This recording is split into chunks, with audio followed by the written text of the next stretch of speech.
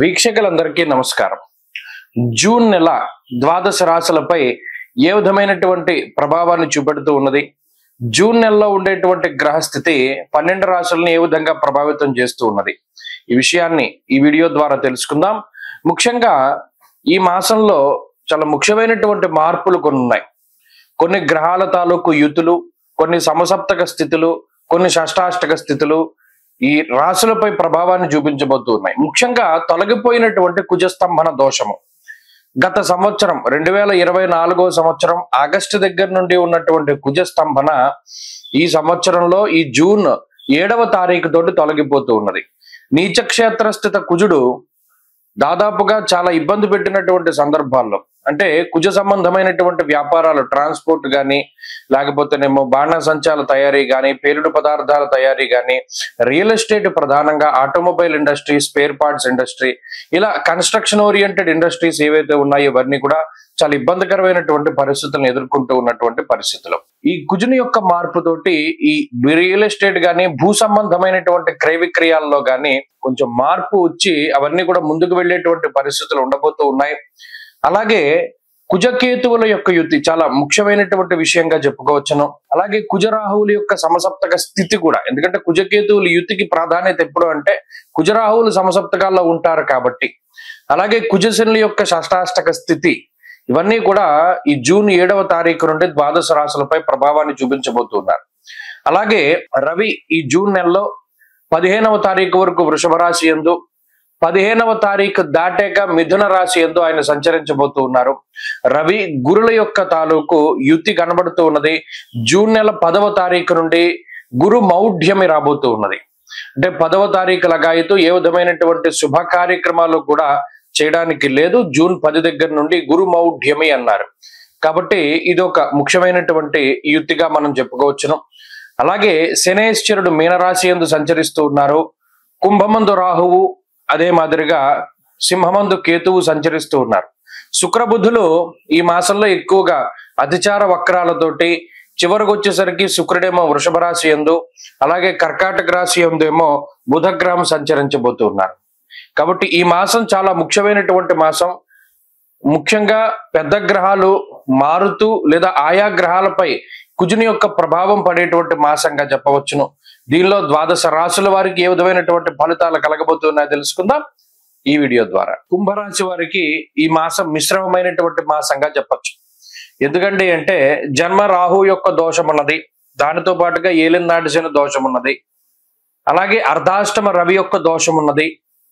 ఇప్పటి వరకు కుజుడు యోగిస్తూ ఉంటే ఆ కుజుడు కూడా మారిపోయి ఈ నెలలో 7వ స్థానానికి వెళ్ళిపోయారు. అంటే అక్కడ చూడండి, అనుకూలించే గ్రహాల యొక్క సంఖ్య తగ్గిపోయింది. మరి ఇప్పుడు ఎవరండి యోగిస్తున్నారు? ఒక గురు బలం మాత్రం ఉన్నది. సరే, శుక్రబుధులు ఎలాగో యోగిస్తారు అడపాదడపానో, ప్రత్యేకించి అర్ధాష్టమ రవి యొక్క దోషం కూడా పోతూ ఉన్నది. అంటే ఒక ప్రతికూలత తగ్గింది, ఒక అనుకూలత కూడా తగ్గిపోయింది. అయితే ఇక్కడ అనుకూలత తగ్గిపోవడమే చాలా ముఖ్యమైన విషయం. చతుర్థంలో రవి ఉన్నా అది పెద్ద బాధ పెట్టేటువంటి అంశం కాదు. కుజుడు 6లో కాపాడినట్టు ఇంకెవరు కాపాడలేరు. మళ్ళా ఈ కుజుడు 6లోకి రావడానికి ఎన్ని సంవత్సరాలు పడుతుందో. మరి ఆ షష్ఠ స్థాన స్థితి కుజునికి సంబంధించినటువంటి ఆ స్థితి దాటిపోయి ఇప్పుడు ఆయన 7మంలోకి వెళ్ళిపోయినప్పుడు ఒక గొప్ప బలాన్ని కోల్పోతాం. సరే, ఇప్పుడు ఉన్నటువంటి వాటిల్లో ఒకంత బలమైనటువంటి విషయం గురుడు.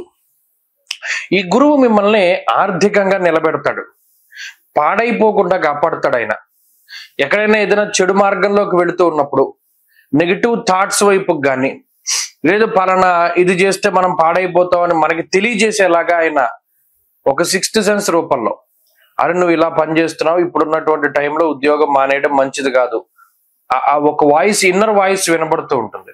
దీన్ని ఏం చెప్తారంటే 6th సెన్స్ అంటారు. కుంభరాశి వారికి అది పనిచేస్తుంది. దాన్ని పట్టుకోవాలి. అది పట్టుకోకుండా కావాలని కొన్ని స్వయంకృతాపరాధాలు, కొన్ని నిర్ణయాలు తీసేసుకోవడం, వాళ్ళకి ఇష్టం వచ్చినట్టు వాళ్ళు వెళ్ళిపోవడం. ఎందుకంటే ఈ గ్రహస్థితి పాడు చేయడానికే కదా ఉంది. ధారాపుత్ర విరోధస్య ప్రవాసం రోగపీడనం అర్ధహానిర్మహాకష్టం, అర్ధహాని మహాకష్టం అన్నాడు. అంటే ఎక్కడికక్కడ ఈ డబ్బు ఎలా పాడు చేసేయాలి, ఈ మైండ్ అంతా కూడా మీరు గమనించండి. కుంభరాశి వాళ్ళదంతా కూడా ఈజీ మనీ కోసం వెంపర్లాడుతూ ఉంటుంది. ఈ డబ్బుని, మీ చేతిలో ఉన్న డబ్బు ఎలా తీసేయాలి అనే గ్రహస్థితి చూస్తుంది. తర్వాత సదా క్లేశం వృధా వైరం సతతం కార్యనాశనం అన్నాడు. అంటే ఏంటి? అనవసరమైన తగువులు, ఓ సార్థకత ఏముండదు మీరు చేసే పనులకి. టైం పాస్ కోసం లేకపోతేనేమో వృధా కాలక్షేపం కోసం ఏదో ఒక పని తలపెడుతూ ఉంటారు. అది అయ్యేంత వరకు దాని వెనకాల తిరుగుతారు. టైం వేస్ట్, ఎనర్జీ వేస్ట్, అలాగే అన్ని వేస్ట్. ఇక్కడ ఇంకోటి ఏంటంటే కుంభరాశి వాళ్ళకి పంచమంలో ఉండేటువంటి గురువు వీటన్నిటి నుండి కాపాడే ప్రయత్నం చేస్తారు. ఒక సత్సాంగత్యం. ఒకవేళ నిజంగా ఈ సత్సాంగత్యం లేకపోతే వీడు వెళ్ళి ఇప్పుడు గుళ్ళో కూర్చున్న వాడు వెళ్ళి ఇంకో చోట కూర్చుంటాడు. అక్కడ సత్సాంగత్యం అన్నది గురువు రూపేణ కుంభరాశి వాళ్ళకి వచ్చింది. అందువల్ల ఈ నెలలో సరే రాహు, కుజుడు, శనేశ్వరుడు, రవి మొదలుకొని ఎన్ని గ్రహాలు ఎలా ఇబ్బంది పెట్టినా, కుటుంబ సమస్యలు, ఆర్థిక సమస్యలు, ఆరోగ్య సమస్యలు, ఉద్యోగ సమస్యలు ఏవి ఇబ్బంది పెడుతూ ఉన్నా అన్నిటి నుండి బయటపడేసేటువంటి గ్రహం గురుడు. కాబట్టి ఈ గురుగ్రహానికి సంబంధించినటువంటి విషయాలను కనుక మనం దృష్టిలో పెట్టుకుంటే ఆయన ఆర్థికంగా ఉపయోగపడతాడు, ఆరోగ్యాన్ని కాపాడుతారు, దైవ బలాన్ని ఇస్తారు, పూర్తిగా పాడైపోకుండా గురుడు కాపాడుతూ ఉంటారు. ఇలా కుంభరాశి వారికి ఈ మాసంలో గురు బలమే ప్రధానంగా ఉన్నది. కాబట్టి ఈ గ్రహస్థితి నుండి బయటపడడానికి ఎప్పటికప్పుడు దైవతారాధన చేయాలి. ప్రత్యేకించి ఈ నెలంతా కూడా సూర్యారాధన చేస్తే చాలా మంచిది. అనగా ఆదిత్య హృదయ పారాయణ కానీ లేదా మరే ఇతరత్ర సూర్యుడికి సంబంధించినటువంటి స్తోత్ర పారాయణ కానీ చేస్తూ ఉండటం ద్వారా కుంభరాశి వారి ఈ మాసంలో మంచి ఫలితాలని సాధించగలుగుతారు. ఎక్కువగా ధనాన్ని ఖర్చు పెట్టేసి మన చేతిలో కూడా ఏమీ మిగిల్చుకోకుండా ఇబ్బంది పడేటువంటి పరిస్థితికి రాహువు కారణం. అంటే ఓవర్ ఎస్టిమేషన్, ఓవర్ కాన్ఫిడెన్స్, వీటికి రాహువు కారణం. అలాగే మనస్ రెండవ సదాక్లేశం వృధా వైరం అన్నాడు. అనవసరమైన తగువులు. కొన్ని సందర్భాల్లో మాట్లాడకుండా ఉంటే సమస్య పోయేటువంటి కొన్ని తగువుల్లో అనవసరంగా మనం దూరి మాట్లాడి ఆ తగువులు పెద్దది చేసుకుని ఆ రిలేషన్షిప్స్ ను కూడా పోగొట్టుకునేటువంటి పరిస్థితులు ఇవి కొంత ఇబ్బందికరంగా ఉంటాయి. అందువల్ల ఎంత మౌనంగా ఉంటే అంత మంచిది. శని రాహువుల యొక్క ప్రతికూలత ఉన్నప్పుడు. దీనికి తోడు అర్ధాష్టమ రవి. ప్రయాణాలు పాడు చేస్తారు, ఏదైనా తీర్థయాత్రలు వాయిదా పడుతూ ఉంటాయి, ఏదైనా 10 మందితో కలిపి మనం మానసికంగా ఆనందంగా వెళ్ళడానికి లేదా ఇంకో దానికి ఏదైతే మనం ప్రణాళికలు వేసుకున్నామో ఇవేం వెళ్ళలేకపోతాం. ఇవి కొంత ఇబ్బంది పెట్టినప్పటికీ బుద్ధి ఏదైతే ఉన్నదో అది సద్బుద్ధి సత్సాంగత్యం వల్ల మారుతూ ఉంటుంది. అవును, మనం చేసుకున్నటువంటి పుణ్యం ఉన్నది, దానివల్లే మనకి ఇలాంటి వ్యక్తులు కొంతమంది లభించారు, వీళ్ళతో సత్సాంగత్యం లభించింది, వీరితో కలిసి ప్రయాణం చేయడం వల్ల మన బుద్ధి మారుతోంది, మన అలవాట్లు మారుతున్నాయి, మన ఆలోచనలు మారుతున్నాయి అనేటువంటి విషయాల్ని కుంభరాశి వారు గమనిస్తారు. అలాగే తెలివితేటలు పెరుగుతూ ఉంటాయి. మీకన్నా ఎక్కువ వయసు ఉన్నటువంటి వారితోటి మీకు పరిచయాలు ఏర్పడతాయి. సమాజంలో ఉన్నత స్థాయి వర్గం ప్రజల తాలూకు అండదండలు ఉంటాయి. బద్ధకం ఉంటుంది. బద్ధకాన్ని కనుక వదిలిపెడితే మంచి ఫలితాలు సంప్రాప్తం అవుతాయి. ఉద్యోగ వ్యాపారాల పరంగా అంత క్లిష్టమైన పరిస్థితులు ఏం లేవు, కానీ స్వయంకృతాపరాధాలే ఎక్కువగా కనబడుతున్నాయి. వాటిని దాటగలిగితే మంచిది. ప్రత్యేకించి ఇప్పుడున్నటువంటి పరిస్థితుల్లో ఆంజనేయ ఆరాధన చాలా విశేషమైనటువంటిది. ప్రతిరోజు కనీసం ఆంజనేయ స్వామి సింధూరం పెట్టుకోవడం ద్వారా కూడా మంచి జరుగుతుంది.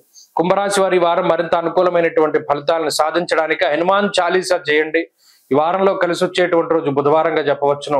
అదృష్ట సంఖ్య 2, అదృష్ట వర్ణము ఆకుపచ్చ. తదుపరి మీనరాశి.